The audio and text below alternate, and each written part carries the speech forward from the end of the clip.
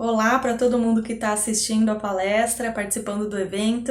Eu sou Beatriz Barbosa, eu sou doutoranda em Ciência do Solo pela Universidade Federal de Santa Maria e eu gostaria de começar agradecendo pelo convite feito pelo professor Dalmolin para que eu integrasse então essa palestra de abertura num evento que para mim é uma honra, já que tem como tema dar voz aos invisíveis da sociedade e da academia. Então eu gostaria de iniciar a minha fala trazendo o conceito de interseccionalidade, que foi criado por Crenshaw, uma professora dos Estados Unidos e cientista também das áreas de raça e de gênero. E a interseccionalidade vai dizer que diferentes aspectos da identidade de um indivíduo criam sistemas convergentes de discriminação. Bom, então o que isso quer dizer, né? A Crenshaw, ela formulou esse conceito depois que ela ficou sabendo da história de uma mulher americana que não conseguiu processar a empresa que ela trabalhava por dois tipos de discriminação que ela vinha sofrendo. Um que era de ser mulher e o outro de ser negra. Porque o juiz, ele afirmou que a empresa contratava sim negros e mulheres. Só que o juiz não tinha percebido uma coisa, né? Que todos os negros que trabalhavam lá na empresa eram homens e que todas as mulheres eram brancas. Ou seja, não tinham mulheres negras trabalhando lá. Então, a interseccionalidade ela é justamente quando alguém enfrenta as consequências da interação entre duas ou mais formas de subordinação, né? O que cria desafios adicionais, então, para que essa pessoa tenha acesso aos seus direitos. Eu começo explicando esse conceito porque em seguida eu vou apresentar os dados mais recentes que a gente tem na ciência do solo em três grandes grupos de marginalizados na nossa sociedade e na academia, né? Que são referentes à raça, etnia, sexualidade e gênero. Também seria importante trazer a pauta de classe, mas esses dados eles não existem, não tem estudos na nossa área. E na verdade carecem estudos de todas as áreas, de todos os grupos minoritários na ciência do solo. E os poucos estudos que a gente tem, eles são principalmente, então, com dados dos Estados Unidos. Bom, mas em seguida eu vou apresentar, então, os dados de raça, etnia, sexualidade e gênero separadamente, mas o que a gente tem que ter em mente, levar em conta, é que os preconceitos contra esses grupos, eles se mesclam, né? Eles criam preconceitos e desafios que são enfrentados de maneira muito individual para cada pessoa, né? A gente tem que entender que uma mulher branca, ela sofre com as consequências do patriarcado, mas uma mulher negra, ela sofre outros tipos de consequências mais severas. Uma mulher negra e lésbica, ela sofre consequências mais severas ainda. Uma mulher trans, negra e lésbica, então, nem se fala. Então, a interseccionalidade, ela nos traz a percepção crítica de que raça, classe, gênero, sexualidade, etnia, nacionalidade, habilidade e idade não operam como entidades unitárias e mutualmente exclusivas, mas como fenômenos de construção recíproca que, por sua vez, moldam desigualdades sociais complexas. Então, após essa explicação, né, de que a gente deve ter em mente a convergência, a intersecção dos variados tipos de discriminação, nós então passamos para os dados existentes hoje na ciência do solo a respeito, primeiro, de raça e etnia. Então, quem são os cientistas do solo? Esse estudo foi feito por Tiffany Carter em colaboração com outras autoras, principalmente, e autores, traz a composição de raça e etnia das pessoas que obtiveram o título de bacharelado em Ciências Agrícolas e Recursos Naturais, Ciências da Terra e em todas as disciplinas que fazem parte da área de Ciência, Tecnologia, Engenharia e Matemática, em comparação, então, com a população dos Estados Unidos em 2018.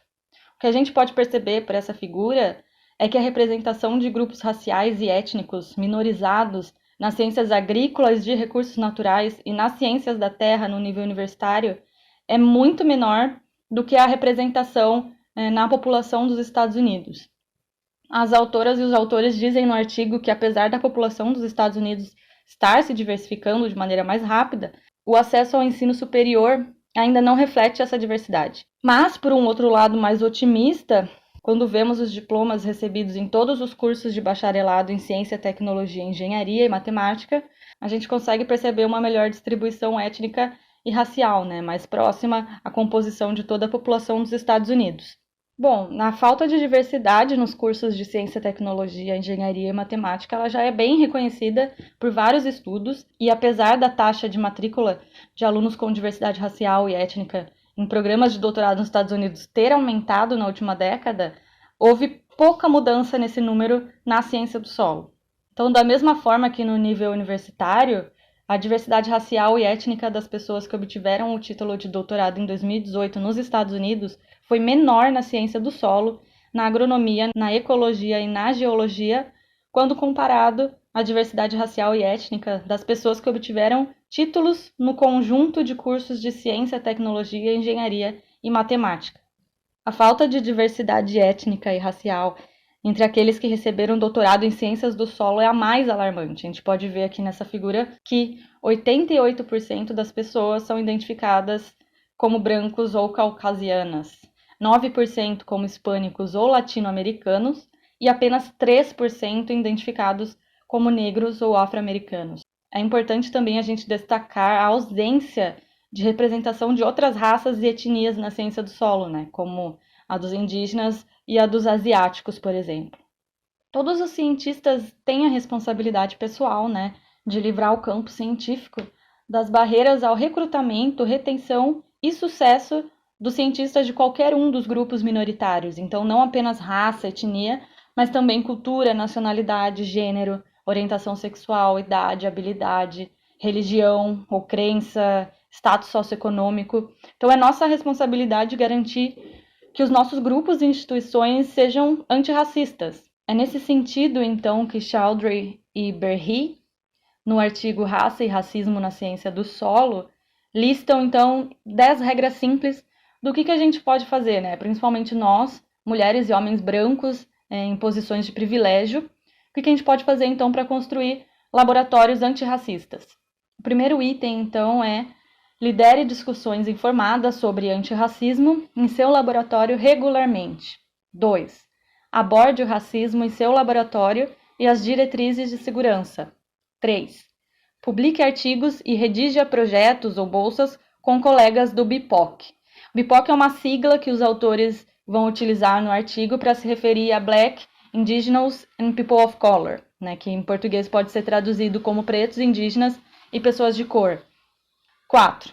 Avalie as práticas de orientação do seu laboratório. 5. Amplifique as vozes dos cientistas pretos, indígenas e de cor em sua área. 6.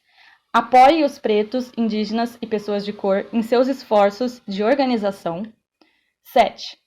Recrute intencionalmente alunos e funcionários pretos, indígenas e de cor. 8. Adote uma agenda de pesquisa dinâmica. 9. Defenda a liderança racialmente diversa na ciência. E 10. Cobre a responsabilidade de quem estiver no poder e não espere gratidão. Bom, passando então para o tema de sexualidade nas ciências agrárias, onde o grupo marginalizado é composto por pessoas LGBTQIA+, um grupo do qual eu também faço parte e sofro também com as consequências da discriminação. Então nós temos aqui uma pesquisa realizada por Costa e autores, onde eles avaliaram o preconceito contra a diversidade sexual e de gênero na Universidade Federal do Rio Grande do Sul, em diferentes cursos. Como a gente pode ver na figura, os resultados demonstraram que houve concentração de níveis de preconceito extremo e alto, principalmente entre os estudantes matriculados nos cursos de engenharia, com 2,34% de preconceito extremo e 11,5% de preconceito alto, nas ciências agrárias, com 1,83% de preconceito extremo e 9,52% de preconceito alto, e nas ciências exatas e geológicas, com 2,42% e 5,48%, respectivamente. E, além disso, os autores eles destacaram que a porcentagem de preconceito tido como moderado e baixo estava superestimada nessas áreas. O que a gente tem que se lembrar é que, apesar dessas porcentagens se voltarem principalmente para as categorias menos preconceituosas, quase 14% das pessoas em engenharia e pouco mais de 11% das pessoas nas ciências agrárias concordaram de maneira alta ou extrema a itens que foram utilizados no questionário para obtenção, né, desses resultados, como homossexualidade masculina é uma perversão, meninas masculinas devem receber tratamento, homens e mulheres devem ser proibidos de mudar de sexo, travestis me dão enjoo.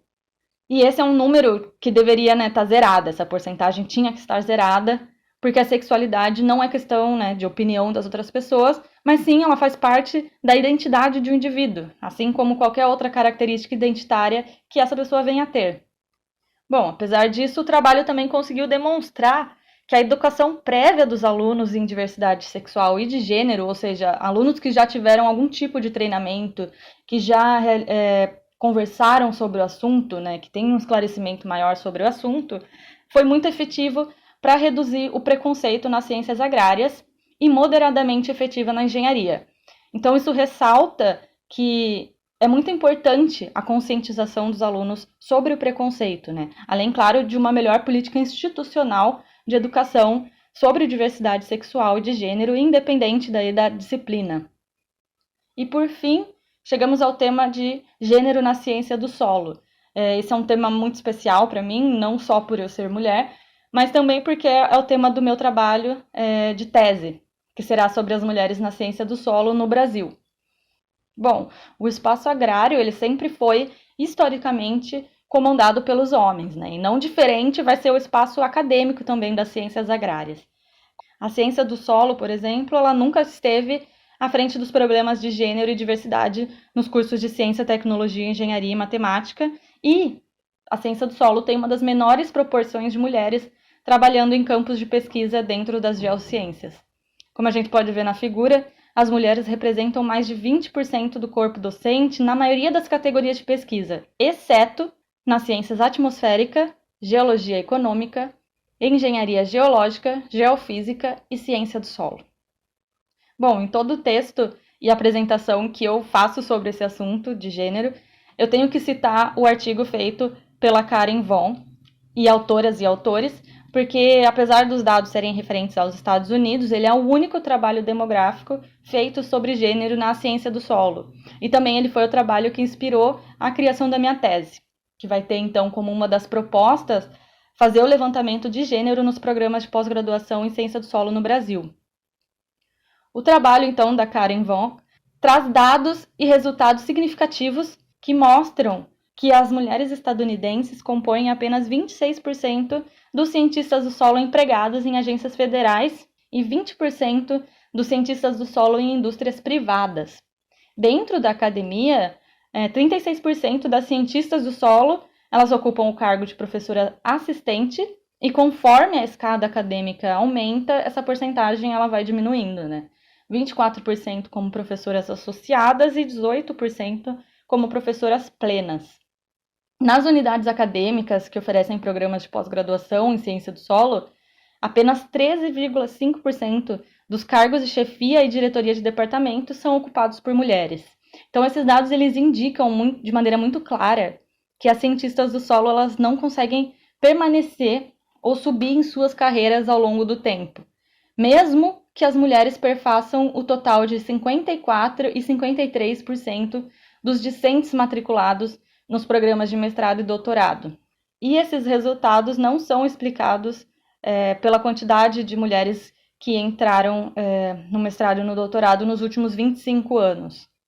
Então, nas últimas 2 décadas, além do aumento no número de mulheres na ciência do solo, a identidade da nossa área também está se modificando, Uma área que antes era fortemente associada com a agronomia está se transformando em um campo que tem uma definição bem mais ampla, que vai incluir, então, as ciências da terra e ambientais, ecologia e outras disciplinas, O que pode indicar que é um efeito de uma influência do maior influxo das mulheres na nossa área. Ainda de acordo com o artigo, a disciplina que tem a maior representação de mulheres no corpo acadêmico dentro da ciência do solo é a biologia do solo, contrastando, então, com as que têm a menor representação de mulheres, que é física do solo, fertilidade do solo, pedologia, bioquímica, manejo do solo e química do solo. Bom, então, apesar do número de mulheres trabalhando em pesquisa e desenvolvimento nas ciências agrícolas ter crescido nos últimos anos, a maior parte desse crescimento ela permanece nos níveis mais baixos, Elas continuam subrepresentadas em pesquisas de alta patente e em cargos de altos níveis, o que, como consequência, acaba influenciando diretamente nos processos políticos e de decisões das instituições. E este último artigo citado, então, nessa apresentação, é um trabalho que eu e o professor Dalmolin estamos atualmente fazendo, e vamos brevemente submeter o artigo, sobre estudos de gênero nas ciências agrícolas e do solo. Amanhã eu tenho a minha apresentação aqui no evento e eu vou apresentar os resultados principalmente focados só na ciência do solo. Então, quem quiser ver amanhã parte desse estudo, né, das 7 da noite até as 9 horas. E o objetivo, então, desse nosso trabalho, ele foi fazer uma revisão bibliométrica dos estudos de gênero publicados dentro da área de ciências agrícolas e da ciência do solo, disponíveis no Web of Science e no Scopus. Então, a gente buscou com essa pesquisa contextualizar o que já tinha sido pesquisado sobre o tema, de maneira, então, que a discussão da disparidade de gênero possa ser fortalecida, então, dentro das ciências agrárias, em especial dentro da ciência do solo, para que também possa ser estimulada depois a produção de novos estudos acerca do tema.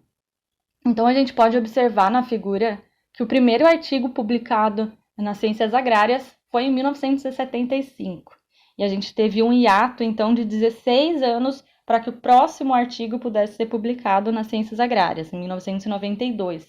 Na ciência do solo demorou ainda mais. O primeiro artigo veio só em 2003.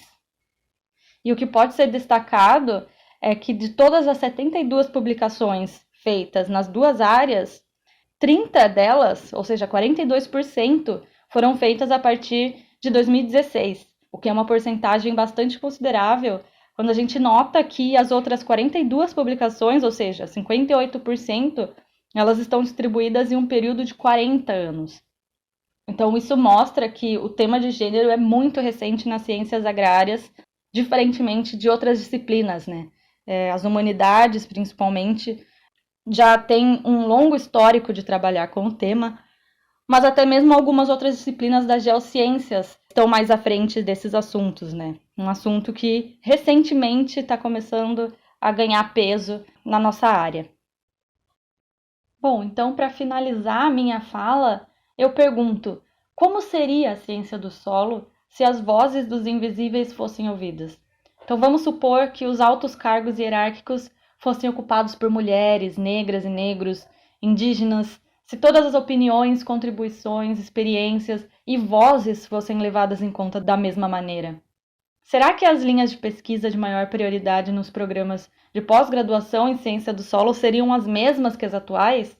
Será que os maiores recursos seriam destinados ainda para as mesmas áreas que são destinados hoje? Provavelmente não.